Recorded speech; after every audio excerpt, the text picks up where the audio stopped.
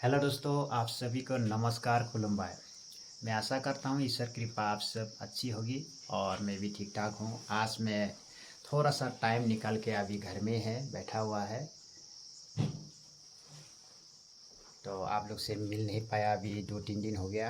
अभी ये जान भी है हमारा इधर ही, 2 दिन हो गया। ये क्या खिला रहा है ये दोस्तों?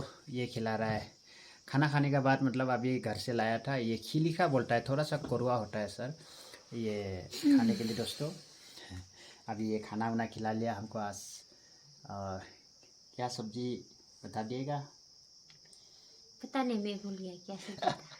ठीक है, मैं बता देता हूँ। मैं अमला मला बैगन था, फिर बैगन और बैगन स्टार आलू फ्रूट स्टार फ्रूट। और बैगन और न्यूट्रेला का बैगन का सब्जी था। साथ मतलब मिक्स था, न्यूट्रेला सब्जी और स्टार भाजी फ्रूट और ये जो भाजी। चना भी डाला था, तो उससे खाया है हम लोग।